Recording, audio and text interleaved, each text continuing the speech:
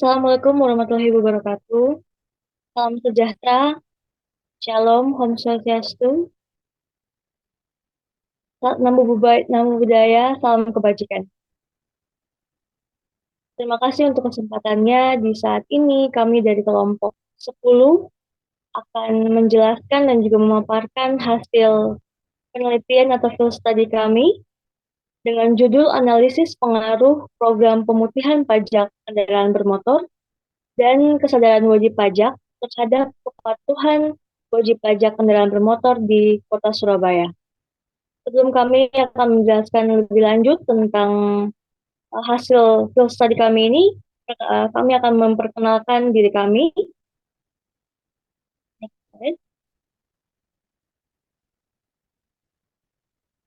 Saya Marlin Winda dengan NIM 15 12 30 343.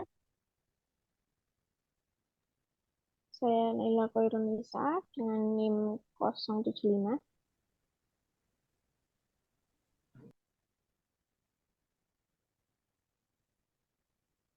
Berikutnya,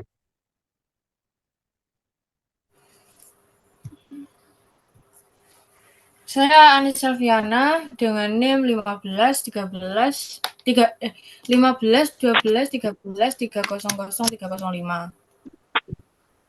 Saya Rizka Siomi dengan NIM 15 12 3089.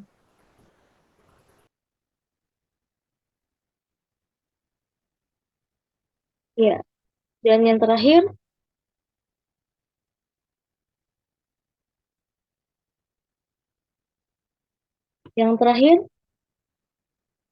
Kardi. Saya Raihan Ferdi Alfianata dengan NIM 15 12 3080. Oke. Slide berikutnya, Mbak.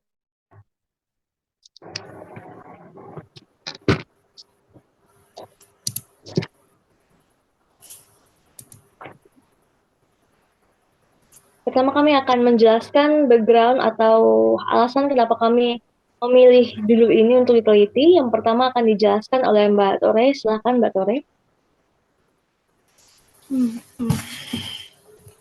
Bentar ya.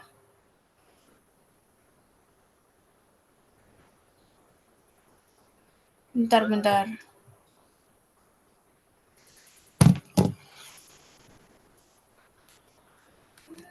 Ini saya.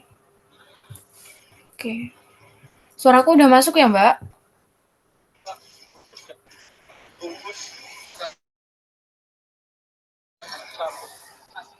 Mbak, suaraku udah masuk ya? Sudah. Halo? Iya. Baik.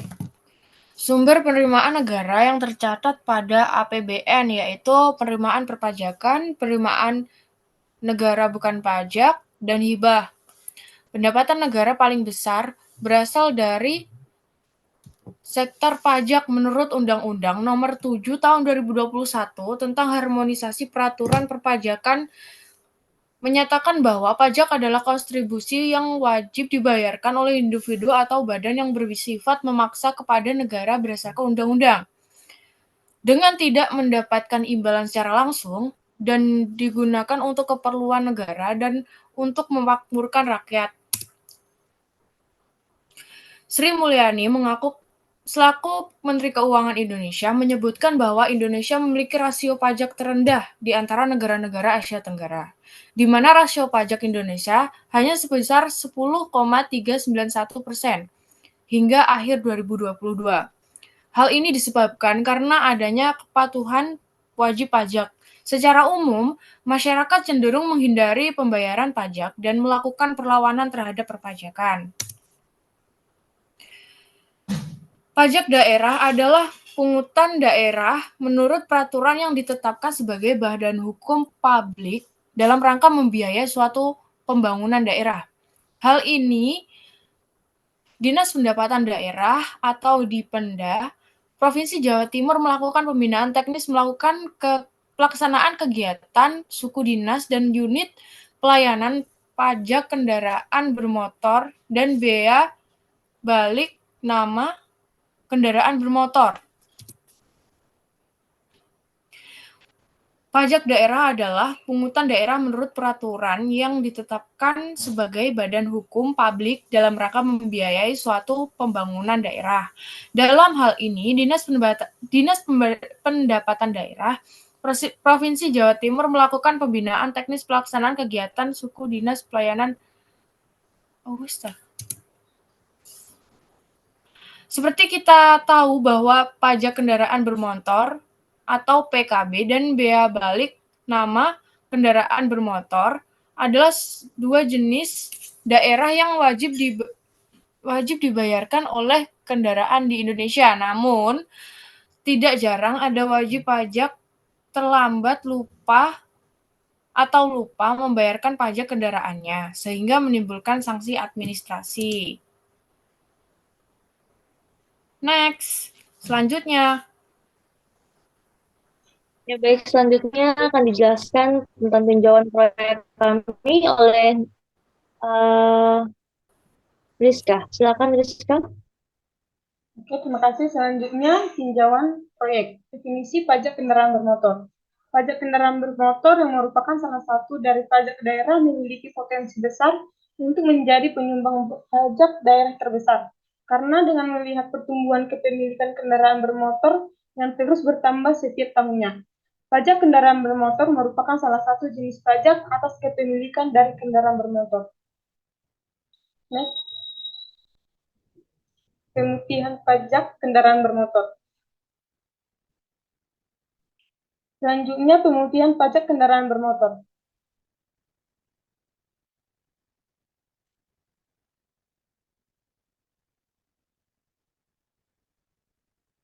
Pemutihan pajak atau pembebasan sanksi administrasi pajak kendaraan bermotor atau PKB yaitu memberikan penghapusan sanksi administrasi terhadap kendaraan bermotor yang mengalami keterlambatan pembayaran pajak kendaraan bermotor sesuai dalam Peraturan Gubernur Nomor 30 Tahun 2020 Pasal 2.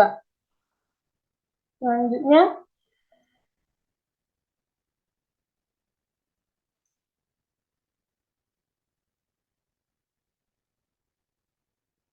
menurut Wardani dalam indikator dari program pemutihan pajak kendaraan bermotor yaitu 1. Sunset Police, program pembebasan sanksi administrasi pajak. Yang kedua, kesadaran wajib pajak, hak dan kewajiban kepercayaan masyarakat, dorongan dari diri sendiri. Selanjutnya,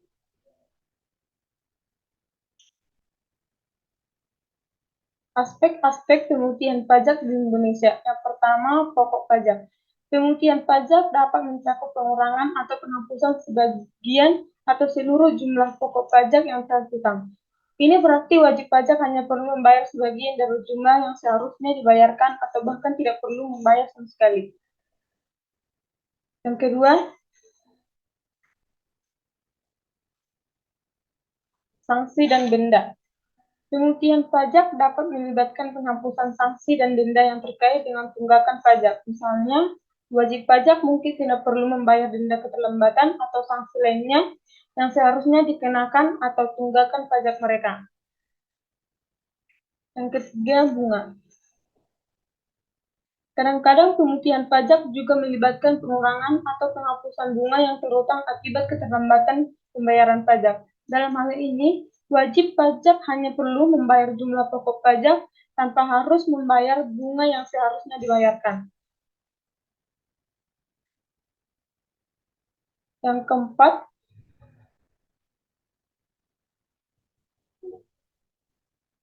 next.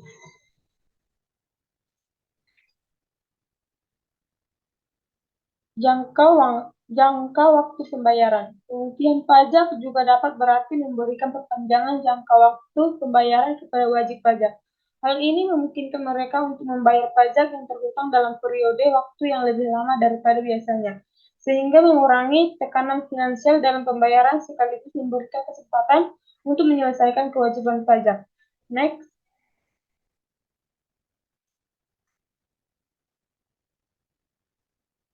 Yang kelima, pemeriksaan pajak. Dalam beberapa kasus, pemutihan pajak dapat melibatkan penghentian atau penangguhan pemeriksaan pajak terhadap wajib pajak. Ini berarti bahwa pemeriksaan yang sedang berlangsung ditunda atau tidak dilanjutkan selama periode penghentian. Memberikan wajib pajak waktu tambahan untuk menyelesaikan kewajiban mereka. Yang keenam,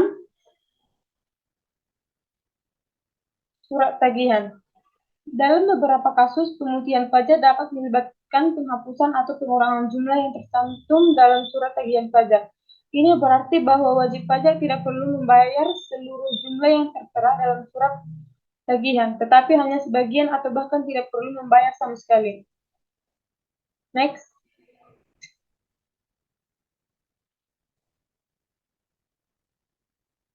Kepatuhan wajib pajak. Kepatuhan pajak adalah suatu keadaan di mana wajib pajak memenuhi semua kewajiban perpajakan dan melaksanakan hak perpajakannya.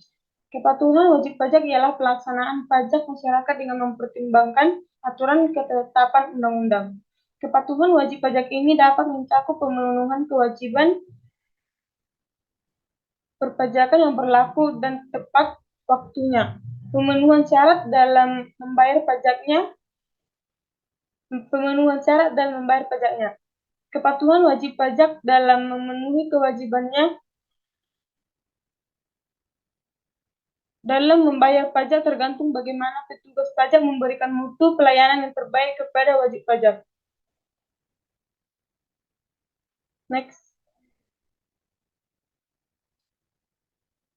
Adapun mengenai indikator yang menjadi ukuran kepatuhan wajib pajak menurut Widodo. Yang pertama, pendaftaran wajib pajak. Yang kedua, penyampaian SPT. Yang ketiga, pembayaran pajak. Next. Kesadaran wajib pajak ialah situasi masyarakat sadar dalam artian mengetahui makna dan fungsi pajak yang harus dibayarkan. Kesadaran inilah yang menjadikan masyarakat mau menjalankan kewajiban pajak. Next.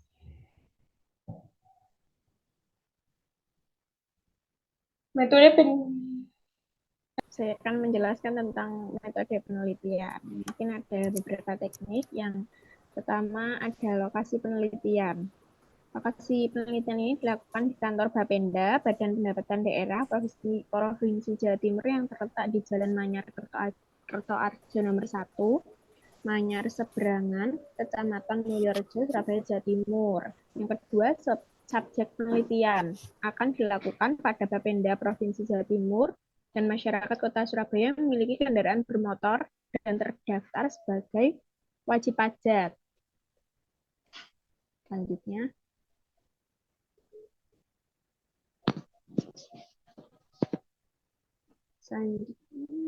yang ketiga ada metode penelitian. Tadi pembahasan ini bertype penelitian kuantitatif, kualitatif.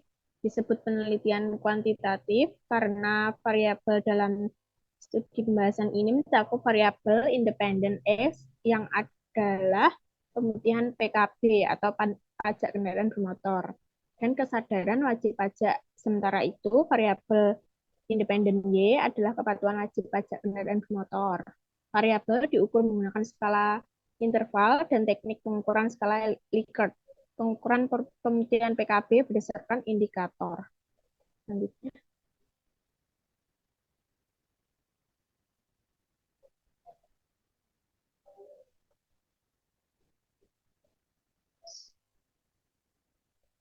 Yang keempat, teknik dan instrumen pengumpulan data. Teknik pengumpulan yang peneliti gunakan ialah dengan menggunakan teknik survei.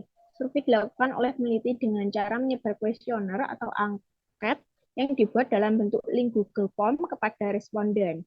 Dan pengumpulan data yang dilakukan dengan wawancara atau interview narasumber sebagai subjek penelitian.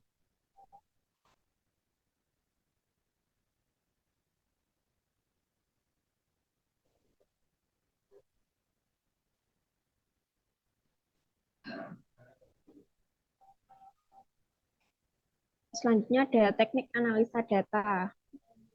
Data yang diperoleh dari hasil observasi partisipan dan wawancara mendalam akan digunakan peneliti untuk mendeskripsikan dan diolah. Data ini mulai diolah dengan cara bertahap mengklasifikasikan data dan menyeleksi data yang diperlukan. Dalam menganalisis, penulis tidak menggunakan model uji statistik, tapi hanya dilakukan analisis data melalui interpretatif understanding. Peneliti melakukan interpretatif understanding dengan tujuan melakukan penafsiran terhadap data wawancara yang berhubungan dengan permasalahan yang diteliti.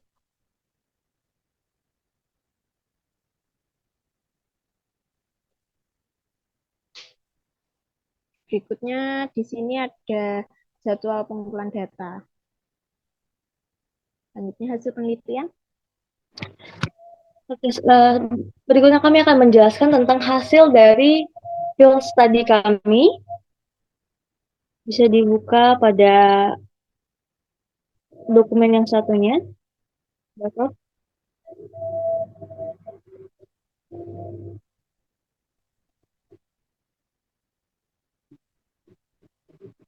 Bisa dibuka di Word-nya.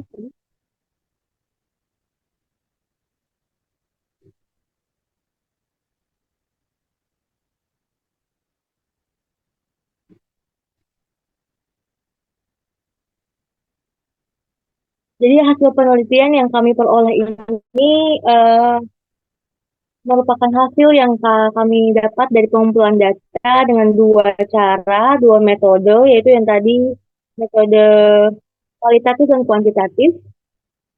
Kualitatifnya dengan cara membagikan kuesioner lewat Google Form, dan yang tadi untuk kuantinya itu kami mewawancarai atau interview beberapa staf dari Bapenda. Hasil penelitiannya akan kami bahas, akan ditampilkan di layar.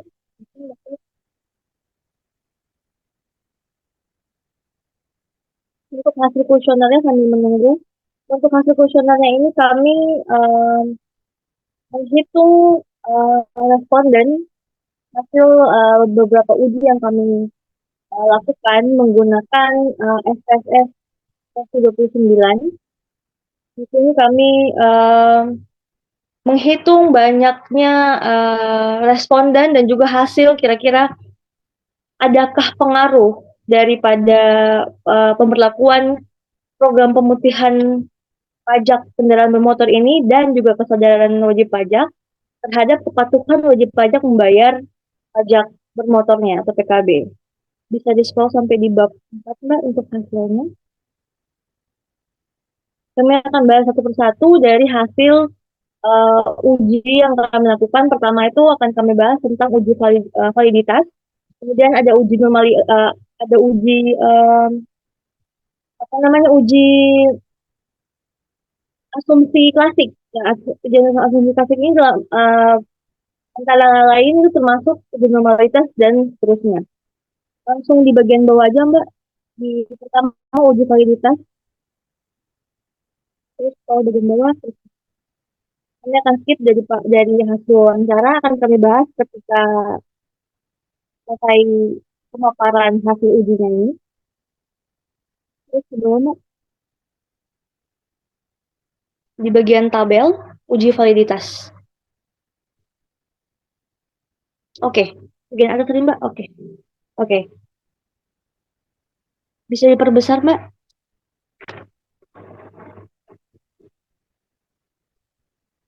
Tidak terbaca.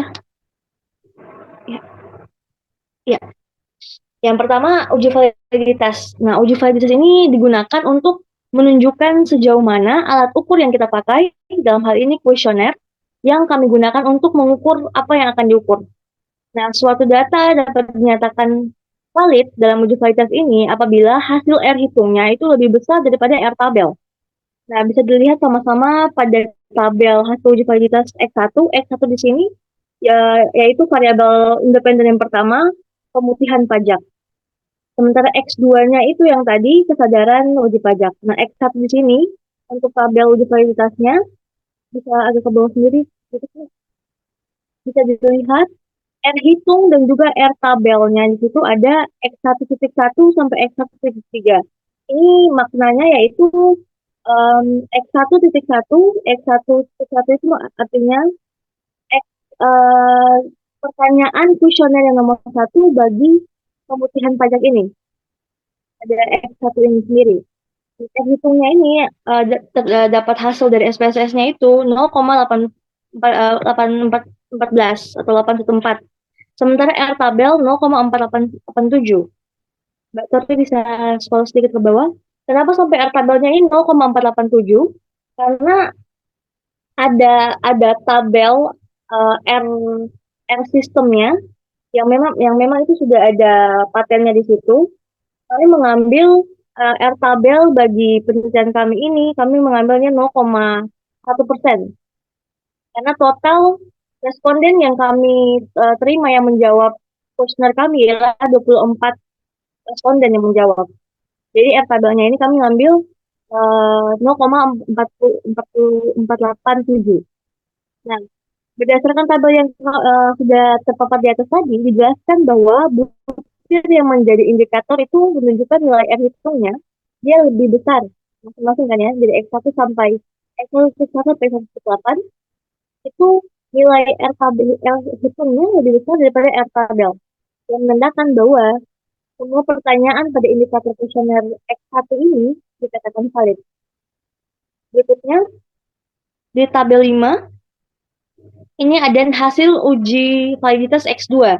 Sama halnya dengan X1 yang tadi, jumlah pertanyaan pada kuesioner X2 atau kesadaran wajib pajak ini, ada 7 jumlah indikator pertanyaan di kuesioner. R hitungnya juga R tabel sudah terpapar di tabel.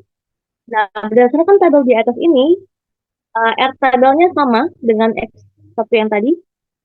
Hasil yang dijelaskan bahwa butir yang menjadi indikator nilai R hitungnya itu lebih besar daripada R tabel. Ya, satu aja, 0,878 otomatis lebih besar daripada 0,487 dan seterusnya sampai ke bawah. Maka, untuk uji validitas untuk X2 ini dinyatakan valid. Berikutnya sebenarnya ya. Uji validitas Y. Uji validitas Y itu ini untuk variabel Y dan tadi kan X1 sampai X2, yaitu pemutihan pajak dan juga kesadaran wajib pajak. Sementara yang tadi untuk variabel Y-nya yaitu kepatuhan wajib pajak, halnya dengan X1 dan juga X2. Terdapat uji validitasnya juga nilai R-nya valid. Berikutnya ini uji reliabilitas. Nah, uji reliabilitas ini merupakan uji yang digunakan sebagai alat ukur untuk mendapatkan pengukuran yang tetap atau konsisten jika pengukuran itu diulang kembali. Jadi digunakan untuk mengukur konsistensi variabel yang digunakan dalam penelitian ini ya. Hasil uji reliabilitas bisa dilihat pada tabel ini. Untuk pemutihan pajak yaitu X1 itu konrap alfanya yang terdapat yang dihasilkan dari tes yang dilakukan FSS 29 ini ialah 0,7662. Sementara ketentuan konbat alfanya itu 0,70. Jadi berdasarkan di tabel reliabilitas ini diketahui bahwa nilai koefisien reliabilitas variabel pemutihan pajak, kemudian X2 yaitu kesadaran wajib pajak dan kepatuhan yaitu variabel Y, untuk konvert alfanya itu dia lebih besar dari ketentuan awalnya ya 0,70, sehingga dapat dikatakan bahwa variabel ini reliable. Ketiga variabel ini sangat reliable untuk pengumpulan data. Berikutnya. Nah, berikutnya ini ada uji normalitas. Jadi uji normalitas ini masuk dalam uji asumsi klasik. Untuk bisa mendapatkan uji regresi linear yang akan nantinya kita akan membandingkan atau kita akan mengetahui apakah ada pengaruh atau tidaknya dengan variabel X tadi, pemutihan dan juga kesadaran masyarakat terhadap kepatuhan. Pertama kita melakukan uji normalitas. Bagian atasnya dulu, Mbak Tor. Uji normalitas ini apa sih? Nah, uji normalitas ini ke atas lagi, Mbak. Lagi, Mbak. Nah, uji normalitas ini merupakan uji yang dilakukan untuk menilai sebaran data pada sebuah variabel, apakah data tersebut itu berdistribusi normal atau tidak. Nah, bisa di-scroll ke bawah, dari tabel uji normalitas ini hasilnya. Turun ke bawah, Mbak.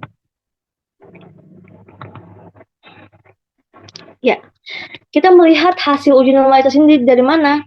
Kembali lagi di tabelnya, Mbak. Nah, kita bisa melihat dari asimsingnya. Asimsing ada bagian asimsing dua tail dalam kurung itu ada residualnya itu 200 atau 200 dan didesimalkannya menjadi 0,2. Ya, boleh ke bawah lagi, Mbak. Yang menjadi patokan itu ya. Yang menjadi patokannya kita fokusnya di nilai itu aja. Nah, dapat dikatakan lagi, Mbak, ke atas. Nah, dari pengujian uji normalitas ini dapat diketahui bahwa nilai sing buat TLTM tadi itu sebesar 200 cm ya, didesimalkan 0,2. Dengan signifikasi lebih besar dari 0,05. 0,05 ini apa? 0,05 ini dia adalah standarisasi atau probabilitas yang memang sudah menjadi standarisasi dalam SPSS, uji normalitas, dan juga uji uh, aktivitas yang lain, yaitu multi, ya, yang akan kita bahas selanjutnya ini ya. Jadi 0,2 otomatis dia lebih besar dari 0,5. 0,05. Dari hal tersebut dapat disimpulkan bahwa hasilnya itu adalah berisi seperti normal pada penelitian kami ini. Berikutnya uji multikolinearitas. Nah, uji ini juga termasuk dalam asumsi klasik, yang mana dia berguna untuk menemukan adanya korelasi yang sempurna atau yang mendekati sempurna dengan antara variabel independen yang tadi variabel X, di mana hal tersebut akan diukur dengan kerataan hubungan pengaruh antara variabel bebas dengan melihat nilai toleransi dan juga nilai VIF dapat dilihat pada hasil tabel ini ya. Uji multiple itu baca ke bawah lagi. Kita akan fokus pada hasil toleransi dan juga VIF-nya. Bawah lagi, Mbak.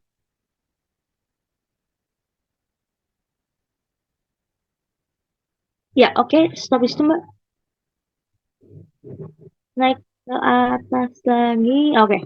Pada uji ini standarnya itu ialah nilai toleransi itu untuk standar toleransi itu lebih dari 0,1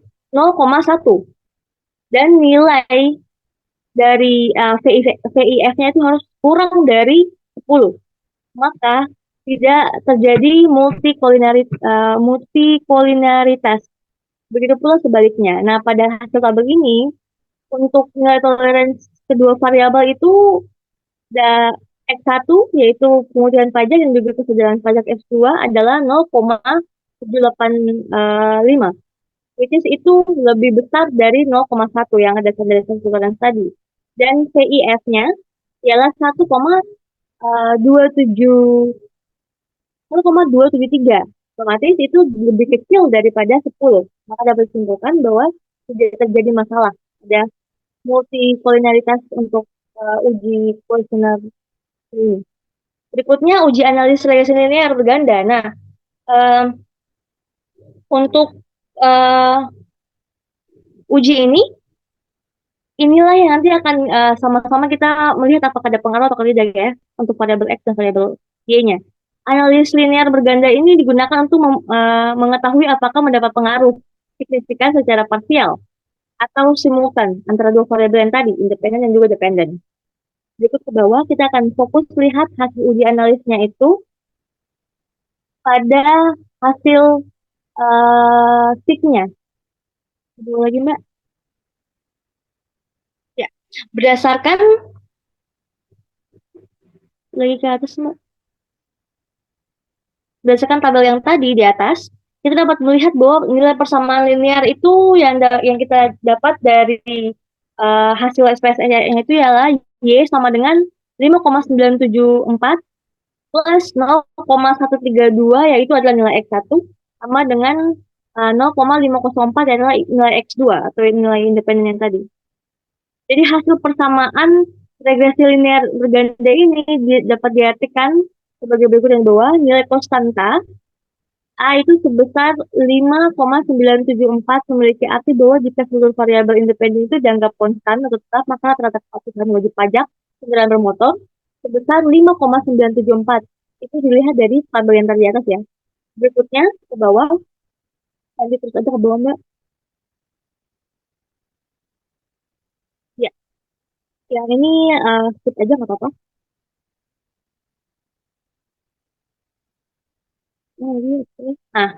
Kita akan lihat di UJT-nya ini. UJT ini merupakan uji yang digunakan untuk mengetahui atau membuktikan apakah ada pengaruh yang signifikan antara variabel independen, yaitu pemutihan pajak dan kesadaran wajib pajak, dengan variabel dependen, yaitu kepatuhan wajib pajak.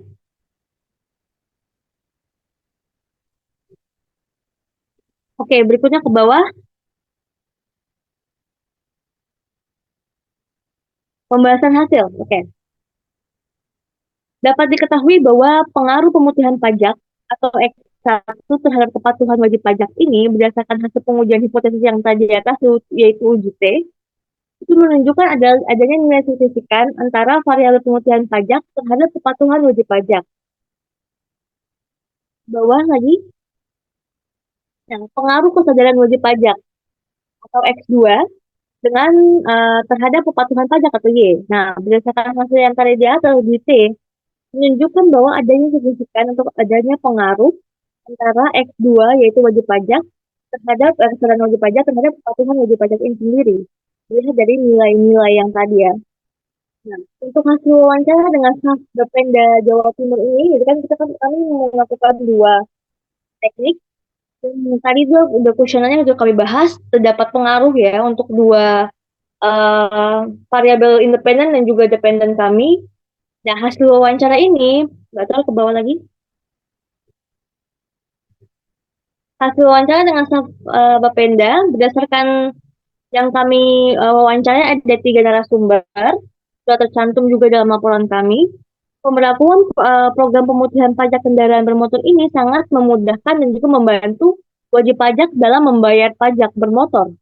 Itu dibuktikan oleh data dari Bapenda sendiri sebanyak 1.603.659 wajib pajak itu memanfaatkan program pemutihan pajak ini, dan dari total insentif yang telah diberikan sebesar, bawah lagi Mbak, sebesar 111.340 sekian miliar.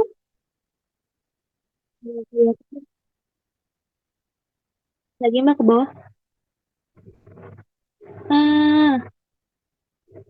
Kurang Mbak ke atas lagi. Belum selesai yang tadi hasil wawancara. Ya.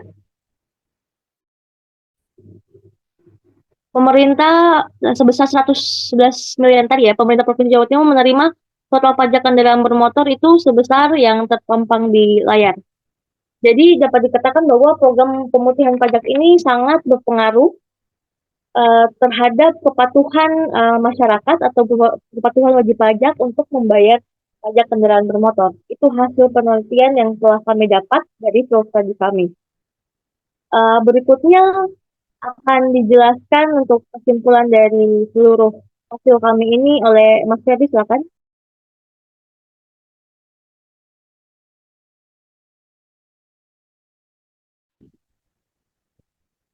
Baik, next slide hasil penelitiannya.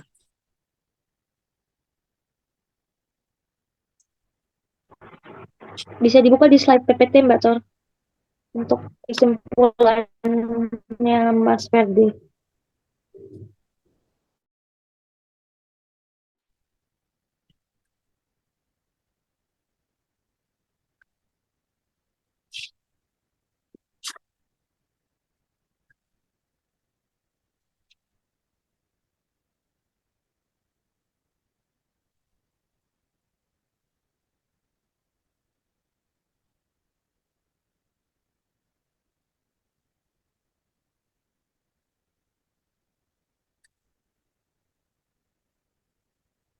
Baik, di sini saya mau menyimpulkan dari hasil kesimpulan pemutihan pajak kendaraan bermotor adalah penghapusan sanksi administratif pajak kendaraan bermotor ialah pembersihan maupun pencabutan sanksi berupa uang yang dikarenakan terlambat membayar pajak dengan kendaraan bermotor.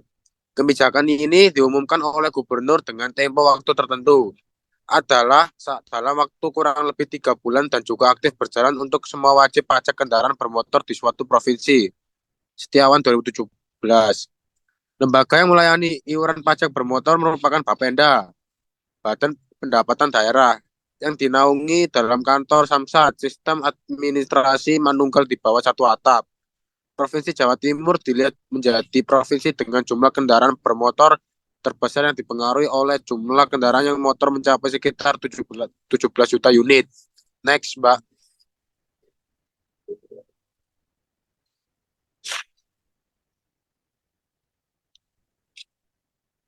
Oke, lanjut. Hasil penganalisaan penelitian tentang pengaruh program pemutihan pajak kendaraan bermotor dan kesadaran wajib pajak terhadap kepatuhan wajib pajak kendaraan bermotor bisa diambil kesimpulan seperti bawah ini. 1.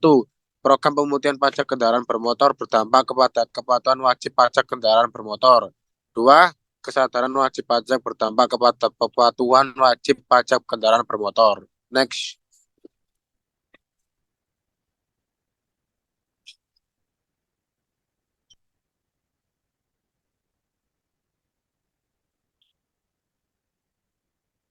Next, Mbak.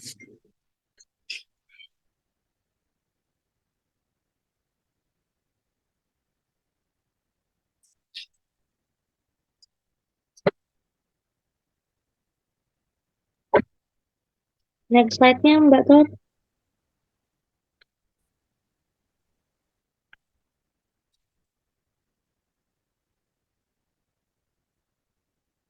Baik, sekian dan terima kasih.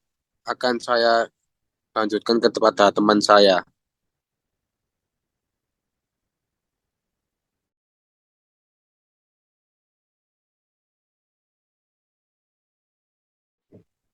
Ya.